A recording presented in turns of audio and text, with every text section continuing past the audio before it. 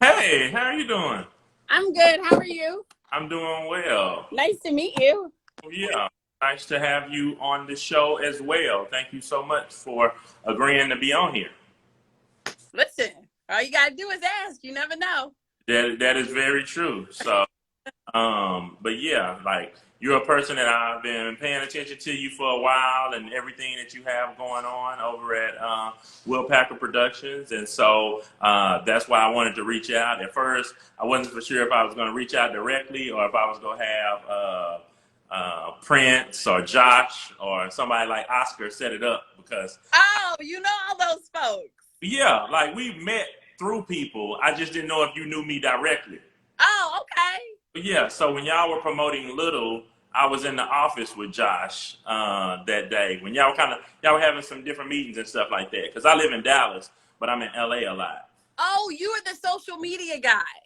Well, I do a little bit of everything. But So time you were a social media guy. I haven't worked directly for him, Uh, but yeah, but we were talking about some of that stuff. You know, Screening in Dallas and stuff like that. yes, I all of remember. yeah, and then Oscar Joyner has put us on emails time and time again because I used to be Tom Joyner's assistant too. Yes, yes. Yeah. So that's why I said I'm like you would if we got to talking, you would probably realize who I am, but I didn't know if you just knew me just off rip. Oh, totally. I remember you. I may not remember a name, but I never forget a face. And yes. Okay. Oh, and shout out to Marseille for being in here. Hey. What's up, Kayla? Ooh, in here. Tim Witherspoon. Yeah. Nice little group. Rena's in here. All right. Yeah, we popping. So Poppin'. Pop. yeah, so for the audience who may not know who you are, please tell them who you are and what you do. All right. My name is Shayla Cowan, for those that don't know, and I am a producer and chief of staff of Will Packer Productions and Will Packer Media, and a advisor to the super producer, Will Packer. Yeah, yeah. So please talk about your story and how you got into production because it's like really dope. And we don't always realize just because of a lack of diversity just overall in the business, and then two.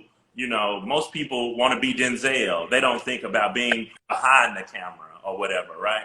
No, there are not that many Denzels in the world. And so talk about your journey with getting into the business from that standpoint. It kind of fell in my lap. I had worked in music and just, knowing people and knowing people in the industry. Will and I had crossed paths, and I was kind of done with the whole music industry. I wasn't happy in it anymore. And we ran into each other at an event, and he said that he was looking for an assistant to assist him on the sequel to Stomp the Yard Homecoming. Uh-huh.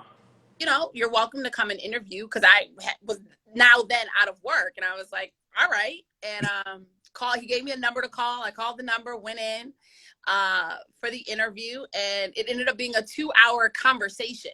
Yeah. Great. And I mean, like, he's such a dope guy, a good human. And before I left, he pretty much offered me the job, and I was like, all right. And I had never assisted. I'd been an assistant, but I had never assisted in the role on a movie set. So I didn't know what I was getting myself into. I just knew I was really good at assisting, and everything went well. And 3 weeks before we wrapped, he came to me and said, let's discuss an opportunity of you coming on as my executive assistant and also assisting his partner at the time, Rob Hardy, at Rainforest. Yeah. Mm-hmm. And like, all right, let me think about it. And literally came back to him and said, this could be a really great opportunity, but I am interested in seeing how movies are made. So yeah. I would travel with you when you go make movies. And he said, all right, let me see if I can figure that out. And he was able to figure it out. And my first theatrical movie, assisting him with a wide, nationwide release, was Think Like a Man. Okay. Yeah, and that's really dope because, like, how they say closed mouths don't get fed. And it's like, if you just were like, okay, I want to be okay, I want to be an assistant and I don't want to travel, or you never brought up traveling? I was set up different. Like I knew that I wasn't a desk assistant. Like, you know, coming from the music and you're always on the go, moving around studios, traveling and all that. That just was not in my blood. So it was one of those things. Like, I mean, all he could do was say no. Yeah. And he actually was able to figure it out. And I think that's a lot because I had done such a great job as a crew member on Stomp the Yard Homecoming that, like, you know, it was still kind of fresh.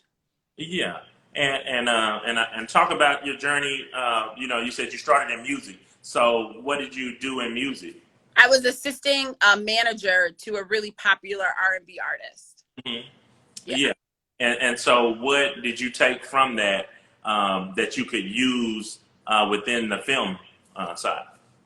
I mean, I was always a hard worker. So it always was praised for the hard work that I did. So it was more or less just kind of knowing that, like, all the things that I had learned along the way of just being, you know, efficient and, you know, hardworking and thorough were the kind of things that I took with me.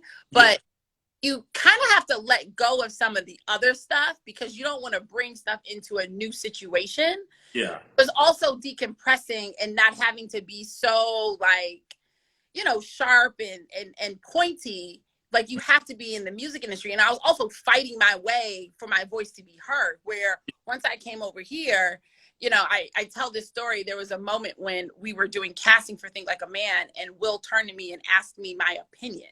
And I froze because I was like, and he was like, and then I gave my opinion, and he said, anytime I ask you for your opinion, it's because I want to know. I'm not trying to put you on the spot. I genuinely want to know what you are the audience. And I was like, okay. I bet he regrets that now, though. That's really cool, and definitely props to Will for even empowering you that way. You know, and you know, and it's amazing. I feel like you have an amazing story to even say that you came from being an assistant to now chief of staff, whereas in some instances you don't really see the growth opportunity.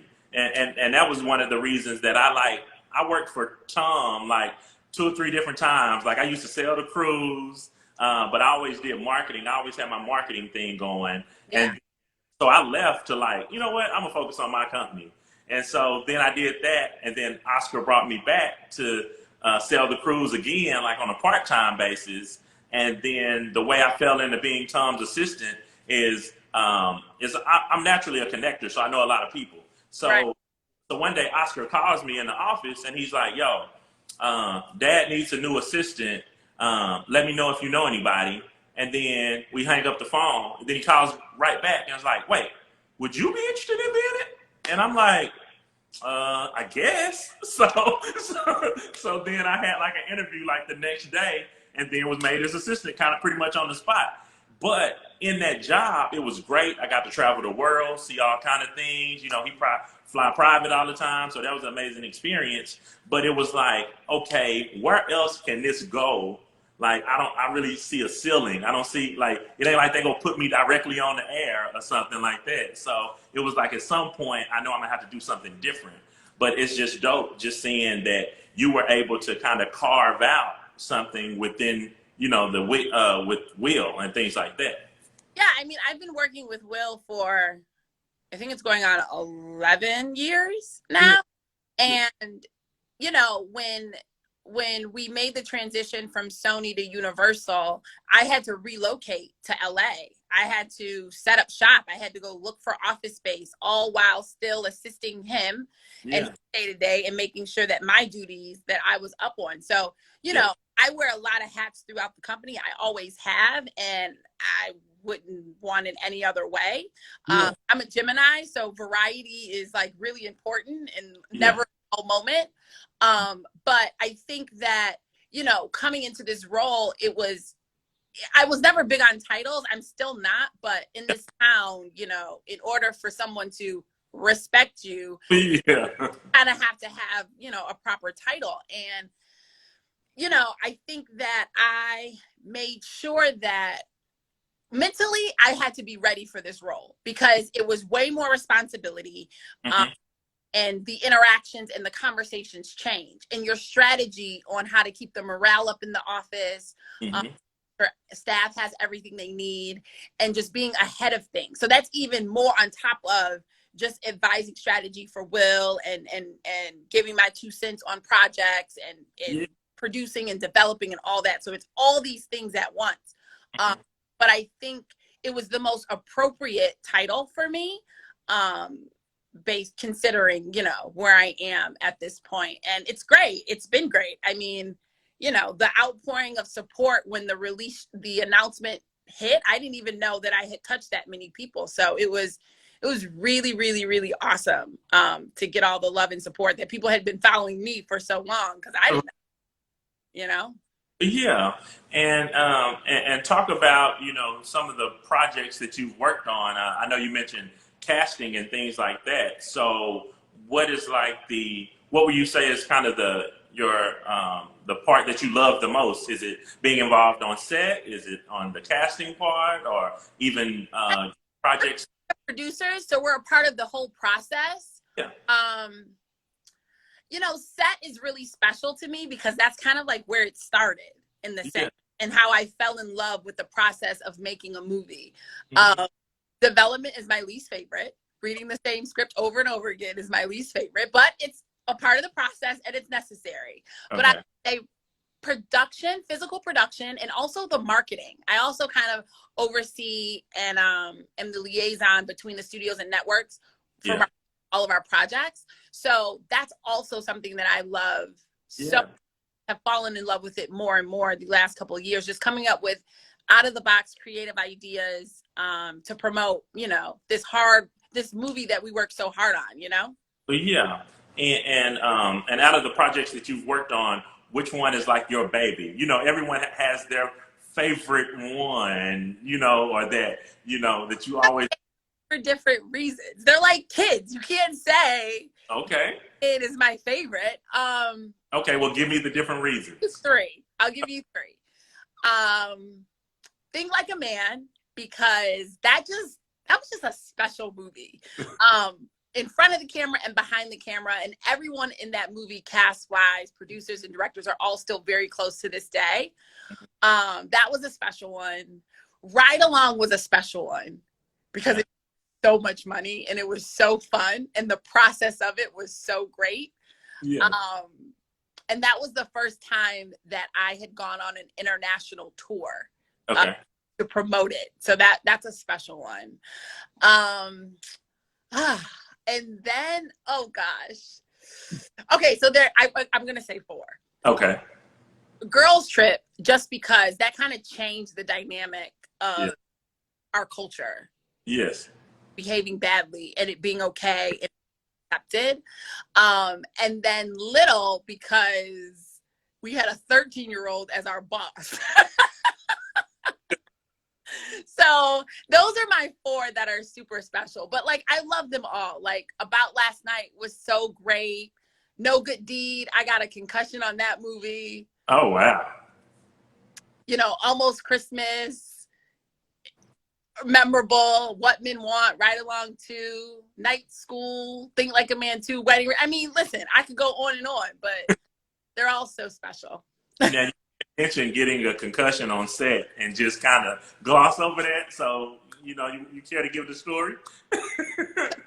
No Good Deed, we were filming overnight. Okay. And if you remember that movie, a lot of it was in a house. And I was just tired, you know, because like, you know, when you work overnights, normally you report to set like around 5 or 6, and then you work until, you know, the next morning. But everybody else is still looking for stuff in the daytime when you're supposed to be sleeping. Right. Just lack of sleep. And we were in the house next door to Set House, and I was going down the stairs, and the way that the ceiling was, it was on an angle. My head, but I kept going, and then I saw stars, and then, you know, the medic got involved, and I had to go to the hospital. That was the only time that like I had missed a day of set because I stayed home the next day. Yeah, understandably so. Yeah, I'm a little clumsy, but you know, still here. Yeah. So okay. So now that we're past the favorite movie, who is the like the star that you like to work with the most, or that you have the most Bro, fun? you are not about to get me cussed out. It is. I have to work with these people. I love everybody. Everybody. But the meaning in a bad way, like against somebody else. I'm just meaning, is it a great time? Like when you see this person on set, like You it's energy. I mean, we work really hard when we hire line producers, when we hire UPMs, when we hire department heads. It's the energy and the morale. So yeah, when talent comes to set, they love working on our sets. It's a fun energy. We do something called $5 Fridays, and everyone throws money in the pot, and then a ticket gets pulled, and then that department or that person goes home with the pot of money. Could range anywhere from $1,000 to yeah, $5, just depending on how many people play. yeah, Food truck. I mean, we do so much, but the energy and the morale, and we're always making sure that crew is cool. So if I'm ever on set, people know, oh, Shayla's here. So if there's an issue, they'll hit. And trust me, if I'm not on set, they'll call me or text me. So it's just good to know that that people love being on our sets, talent and crew. yeah, and it's really dope because even the couple of times that I've been around you, it's definitely always energy, and the couple of times I've been around Will as well, it's always energy. And then one really cool thing was the photos that they had of Kayla like on set. I think it may have been at Will's house or something like that, where she had some pictures on the wall or something like that. I don't know if you know about that. I don't remember. Okay. Sorry. Yeah, well, no, they have pictures on the wall, and I think it may be from maybe when y'all were shooting Little or something like that. And it was like the whole cast. It's like a big photo, and they had it in the office. A fundraiser we did for Stacey Abrams. That's what it was. But yeah, it was like a picture of so many people, and it was like, oh man, that's pretty dope. So did you go to FAMU as well? No. Oh, you just connected to them like that? I connected to who? Will? No, I was saying like I know Will and Oscar went to FAMU together, and so that's why I was asking about you. No. Okay, so you just know them. I didn't know how you were connected with Oscar specifically. I mean, if you want to talk about it, I'm happy to. I mean, Will promoted movies and would go on the Tom Joyner morning show to talk about the movies. Oscar runs Tom's company, so that's Okay. how I know. Okay, I didn't know if it was a FAMU connection or not. That's why I was asking. No.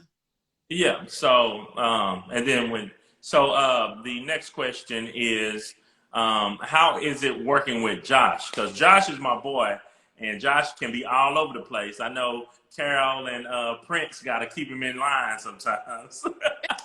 Listen, it's a blessing that they have a family business. Yeah. It's amazing that their daughter has really great ideas. And they're raising an incredible human. She's one of my favorite people. The family is solid. They have taken Hollywood by storm, and they're still down to earth and realistic and honest. And it's great. Josh and I, he loves sneakers just as much as I. So we constantly are, when we see each other, checking each other's feet, see who has what. But, I always say nothing is greater than when you're able to have more people that look like you in an industry, and there's room for it. So the fact that they betted on their daughter and they won, and the fact that they are now producers as well is huge. So it's awesome. It's awesome to have, their grandmother, Josh's mom, she makes these incredible fried pies. I order them pre-COVID. I was ordering them for the office regularly. Yeah. Sydney is my homie. Like, the whole family is great and all so talented. Yeah. And going forward, like with the way things are now, Yeah. please talk about how you've adjusted, because people aren't really on set the same way. I know people are doing virtual castings and things like that. So how have you all adjusted with business as usual? I mean, listen, we've made sure to develop and make sure a lot of stuff is in line and in order. Mhm. We will at some point go into production. We've held casting calls for some unscripted shows, and we've held casting for some features. So, Yeah. you know, we have our ducks in the row. Of course, safety is key, and just, you know, figuring out, making sure when it's the right time to go back. But we got some really great stuff in the can. Yeah. Once we get that safe green light, you know, foot on the gas. Yeah. And then I and then I wanted to talk about how I've seen you utilizing, Instagram Live seems like a little bit more than normal. Were you doing giveaways from the office or something like that one day? Yeah. So, you know, I always have these out of the box ideas for Will to do. And so I pitched him the idea, and he's like, no, you do it. And I was like, I'm not the star here. And I think we work so well together because he's the star and I like the background. And he's Yeah. like, no, do it. And so me and Tracy, our social media manager, she came up with some great trivia questions, and we were promoting the photograph that was coming out on demand and digital and Blu-ray. And so I was like, all right, let's do it. So I had a bunch of like giveaways, and it was funny, and people enjoyed it, and I got a response. I mean, we're gonna bring it back because we're promoting Rami Malco's movie, Yeah. Prison Logic. So we are going to do one to promote his movie and give some stuff away. Yeah, and I think it really shows your personality because it's like, if people are around you, they know exactly how you are and how your personality is. But, social media doesn't always show it unless you're like constantly posting certain things. So Yeah, I like that. I think I think that, like, people have a general idea of who I am, which is fine. But it's more organic when you have the opportunity to actually meet the person and engage with them. You'd be like, oh wow, I like that aha moment. yeah, Sense versus just being, I'm not that person. yeah, I'm not. right, I'm not. yeah. Yeah. So yeah, I really appreciate you for being on here, and I don't want to take up too much of your time. So I got to hear. Oh, okay, perfect. Well, see, you had a good time. Perfect. I'm glad. But what's kind of next for you? And I know you're definitely the chief of staff, and are you into more developing more films like on that side, like versus So I'm part of both sides, the TV yeah, and the film side. So I have some really interesting stuff that I started developing before COVID, but then really had the time to really, really develop it. And there's some stuff that we have in the works that I've kind of birthed, which I'm excited about. yeah, And, just building the business. And another really important thing is being able to make sure that people that look like me have an opportunity to work at some of these companies. I think we learned a lot over the last couple of months. And I think the studios and networks have realized, like, we do not have enough diversity yeah, at the levels that there needs to be. It's always entry level, but it's never at the senior executive level. So because I have a voice in this town, and because I have experience in relationships, having more open dialogue conversations, and also, making sure that all kids have a shot to come out here and intern and follow their dream. It's just, it's a process to do that. But just making sure that, if I come across someone that has a passion and we have an opportunity to help them. yeah. So. And that's one thing that Or behind the scenes. yeah, that's one thing I will say about I'm not like totally in your network, but I do know people that work within your network, and so I will say that it's so inclusive, and it's great to see that versus sometimes people are so worried about keeping their spot that they kind of hold other people down or withhold information and things like that. I can tell you right now, I'm not doing this forever. So if there are some people that want an opportunity and come, you got to do the work. Yeah. But I welcome it with open arms, mainly because, you know, that's how you continue to be blessed. How I got in this situation will be like no other story, right? Yeah.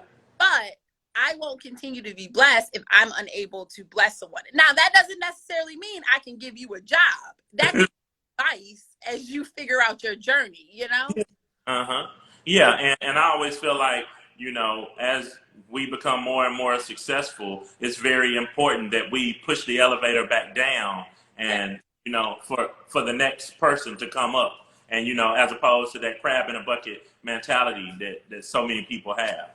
Um, and one thing, speaking on that, what is where would you tell someone to start if they wanted to, have an opportunity behind the scenes, such as what you have?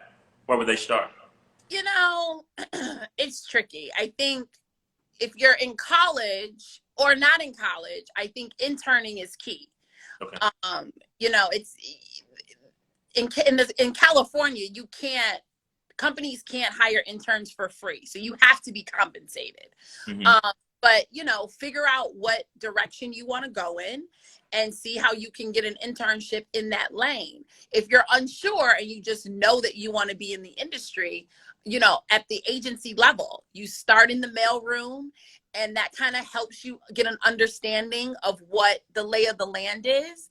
And then, normally you're promoted to a desk, Mm-hmm. but hopefully it's a desk of something that you're interested in. If not, you learn about it and then you go on. So there's different avenues in. I just always tell people, like, if you're super passionate about exactly knowing what it is you want to do, figure out a way how you can align yourself so you're working towards that goal of being able to work in that lane.